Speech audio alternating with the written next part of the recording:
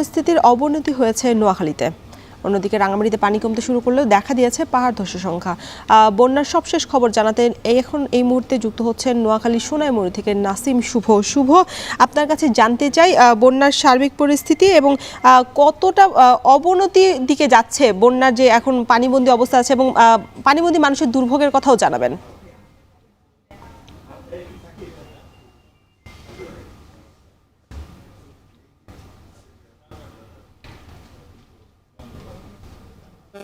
নোয়াখালীতে কিন্তু গত 3 দিন থেকে নোয়াখালীর 9টি উপজেলার প্রায় 20 লাখের বেশি মানুষ পানিবন্দী রয়েছেন।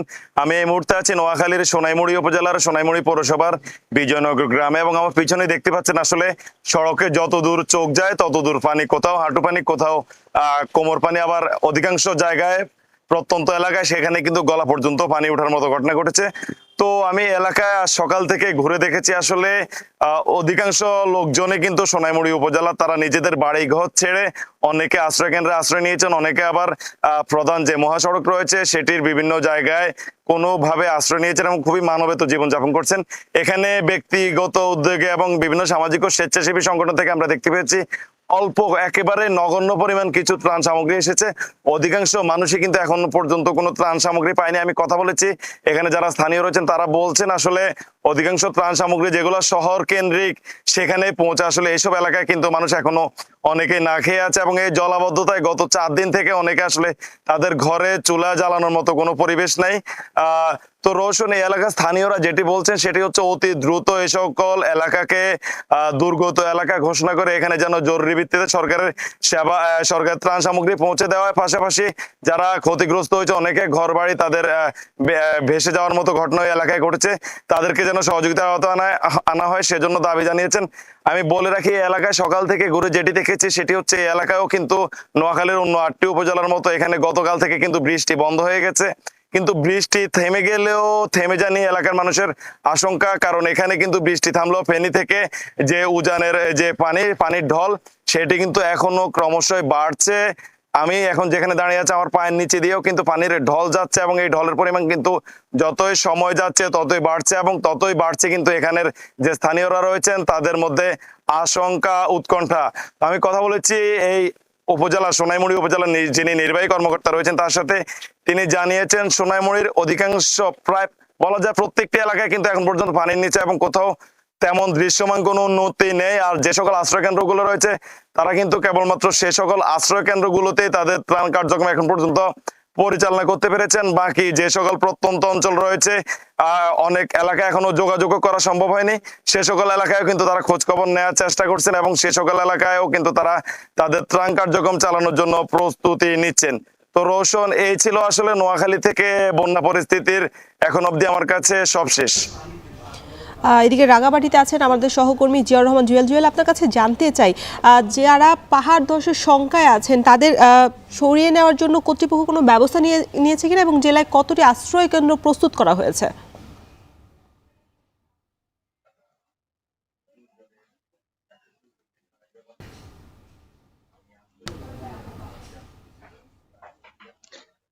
রোশন, একটু বলে রাখি যে বৃষ্টিপাত শুরু হওয়ার পরেই আসলে প্রশাসন থেকে ব্যাপক প্রচারণা চালানো হয়েছে, এবং সেই বৃষ্টিপাতে আসলে পাহাড় ধসের আশঙ্কা যেমন তৈরি হয়েছিল, একই সঙ্গে যে রাঙামাটির নিম্নাঞ্চলগুলো রয়েছে বিশেষ করে উপজেলাগুলো সেখানে আসলে জলাবদ্ধতা তৈরি হয়ে বন্যা পরিস্থিতি তৈরি হয়েছিল। বিশেষ করে যদি বলি যে বাঘাইছড়ির যে 8টি ইউনিয়ন এবং 1টি পৌরসভা রয়েছে সেখানকার অন্তত 30টি গ্রাম প্লাবিত হয়েছিল, এবং সেখানে অন্তত 3225টি পরিবারের 12,750 জন মানুষ সেখানে পানিবন্দী হয়ে পড়েছিলেন।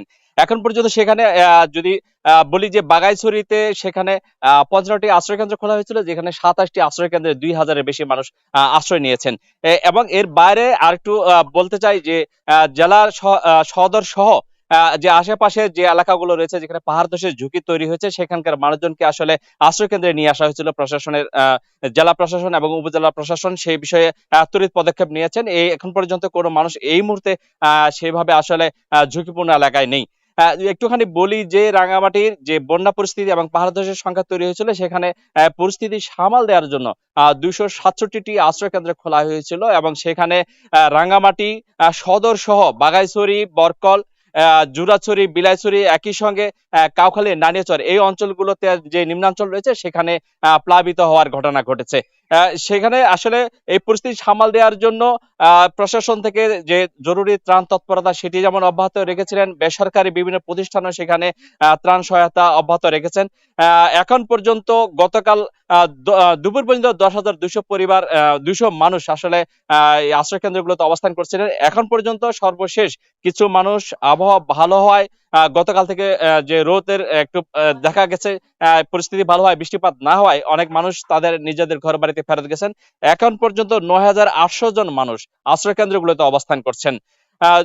জেলা সদরের বাইরে যদি বাঘাইছড়ি বলি, সেখানে এখন পর্যন্ত পানি কিছুটা সরে গেলেও যে নিম্নাঞ্চলগুলো রয়েছে সেখানের আভ্যন্তরীণ যে সড়ক ব্যবস্থা সেগুলো পুরোপুরি সচল হতে পারেনি, কিছুটা এখনো পানির নিচে তলিয়ে রয়েছে। সেখানে কিছুটা আরো সময় লাগবে। পানি সরে গেলেই, আবহাওয়া যদি এই অবস্থায় ভালো এরকম থাকে তাহলে স্বস্তির খবর হচ্ছে সেখানে পানি সরে গেলে মানুষজন ঘরে ফিরতে শুরু করবেন। এখন পর্যন্ত যে বন্যা পরিস্থিতির কারণে তাদের ঘর বাড়িতে যে পলি এবং কাদা জমে গিয়েছে, সে কারণে মানুষের ইচ্ছা থাকলেও এই মুহূর্তে আসলে তাদের নিজেদের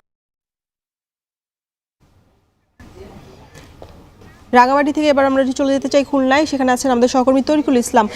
তরিকুল, আপনার কাছে জানতে চাই, খুলনার পাইকগাছা বাঁধ ভেঙে 14টি গ্রাম প্লাবিত হয়েছে, এতে পানিবন্দী হয়ে পড়েছেন প্রায় 30,000 মানুষ। সেক্ষেত্রে পানিবন্দী যারা আছেন তাদের কাছে কি সুপেয় পানি এবং শুকনো খাবার পৌঁছানো সম্ভব হয়েছে কিনা?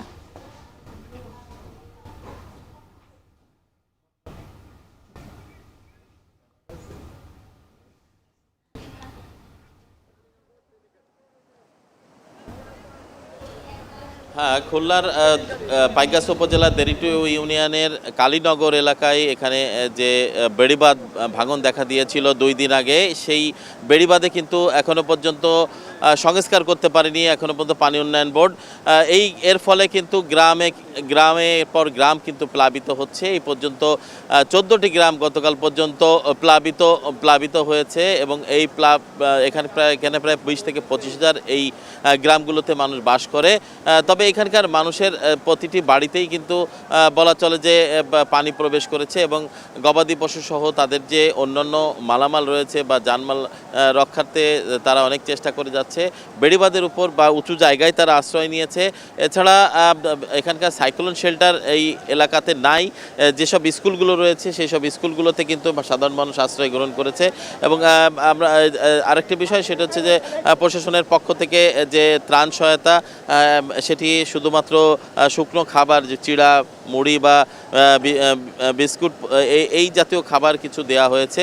এছাড়া চাল, ডাল বা অন্যান্য যে জিনিসগুলো সেগুলো কিন্তু এখনও পর্যাপ্ত ত্রাণ পৌঁছায়নি। আপনারা দেখতে পাচ্ছেন এখানে পানি গ্রাম থেকে এখন ভাটার সময়, যে কারণে গ্রাম থেকে পানি যেগুলো গ্রামে প্রবেশ করেছিল সেই পানি কিন্তু নদীতে, ভদ্রা নদীতে নামছে এবং এটি জোয়ারের সময় যদি এটি বেড়িবাঁধ না দেওয়া যায় তাহলে কিন্তু আবারও লোকালয়ে পানি প্রবেশ করবে, আবারও গ্রামের পর গ্রাম কিন্তু প্লাবিত হবে বলে এই আশঙ্কা করা হচ্ছে। তবে এখানে যে প্রশাসনের বিভিন্ন পর্যায়ের যারা কর্মকর্তারা রয়েছেন, বিশেষ করে পানি উন্নয়ন বোর্ড, জেলা প্রশাসন বা পুলিশ প্রশাসনের যারা রয়েছেন, তারা এই কাজগুলো দেখভাল করছেন বলে আমরা এটি জানতে পেরেছি।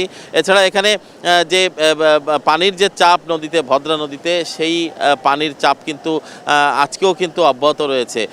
আপনারা দেখতে পাচ্ছেন বিস্তীর্ণ এলাকা কিন্তু ভেঙে গেছে এবং প্লাবিত হয়েছে। এখানে কয়েক হাজার মানুষ, এখানকার আনুমানিক 3,000 মানুষ কিন্তু এখানে স্বেচ্ছাশ্রমে কাজ করছে। এই কাজে যে সংশ্লিষ্ট যারা রয়েছেন প্রশাসন, তাদের সহায়তা দেওয়ার কথা রয়েছে। তবে এখনো পর্যন্ত স্থানীয় সূত্রে যেটি জানতে পেরেছি, তারা নিজেরাই কিন্তু এই কাজগুলো করে যাচ্ছে। এছাড়া এখানকার পানি উন্নয়ন বোর্ডের পক্ষ থেকে বাঁশ এবং এখানে কিছু জিও ব্যাগ দেওয়া হয়েছে। শুধুমাত্র সেগুলো দিয়ে তারা এই বেড়িবাঁধটি রক্ষা করার চেষ্টা করছে। আমরা আরেকটা বিষয় বলে রাখি, এখানকার স্থানীয় যারা মানুষের পাশে পাশাপাশি জনপ্রতিনিধিরা তারা কিন্তু এখানে কাজে এগিয়ে এসছে এবং তারা চেষ্টা করছে যে কিভাবে নির্ধারিত সময়ের মধ্যে এই বেড়িবাঁধটি বেঁধে ফেলা যায়। আপনারা দেখতে পাচ্ছেন যে এখানে সর্বপর্যায়ের মানুষ কিন্তু তারা সকাল থেকে তারা এখানে কাজে নেমে পড়েছে। যখন ভাটা শুরু হয়েছে একটু পরে আরও 1 ঘন্টা পরে এখানে জোয়ার শুরু হবে নদীতে, এবং এই জোয়ারে যদি এখানে যদি আবার এই বেড়িবাঁধটি যদি আবার বাঁধা সম্ভব না হয় তাহলে কিন্তু আবারও কিন্তু একের পর এক গ্রাম প্লাবিত হতে থাকবে। এখানকার যে আমন ফসলের যে মাঠগুলো ছিল, মাছের ঘের ছিল বা অন্যান্য যে ফসলের ক্ষেত ছিল সবই কিন্তু পানিতে প্লাবিত হয়ে গেছে এবং এখানকার কৃষকরা যেটি জানিয়েছেন যে তারা কিন্তু তাদের যে এখানে যে সম্ভাবনাময় ফসল ছিল সে ফসল কিন্তু ব্যাপক ক্ষতি হয়েছে। অর্থাৎ এই পানি যদি দ্রুত না কমানো যায় বা এই বাঁধটি যদি দ্রুত বন্ধ না করা যায় বা বাঁধটি বাঁধা না যায় তাহলে কিন্তু আরও বেশি ভয়াবহ আকার ধারণ করবে এবং স্থায়ী জলাবদ্ধতায় এটি রূপ নিতে পারে বলে এখানকার মানুষ শঙ্কা করছে। তবে এখানকার মানুষের এর দুর্যোগপ্রবণ যেহেতু এলাকা, এর আগেও কিন্তু বিভিন্ন জায়গায় বেড়িবাঁধ এখানে ক্ষতিগ্রস্ত হয়েছে। এখানে প্রায় 5 কিলোমিটার এলাকা জুড়ে কিন্তু ঝুঁকিপূর্ণ বেড়িবাঁধ রয়েছে, বিভিন্ন সময় মেরামত করা হচ্ছে।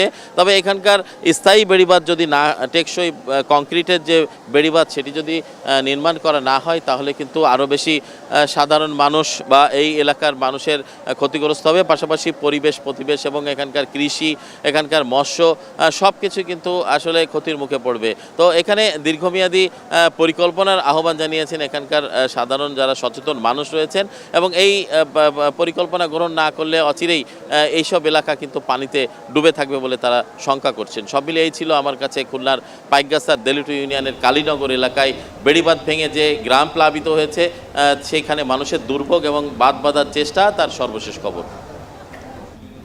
বন্যার কারণে দুর্ভোগে পড়া মানুষের খবর জানাচ্ছিলেন সহকর্মীরা।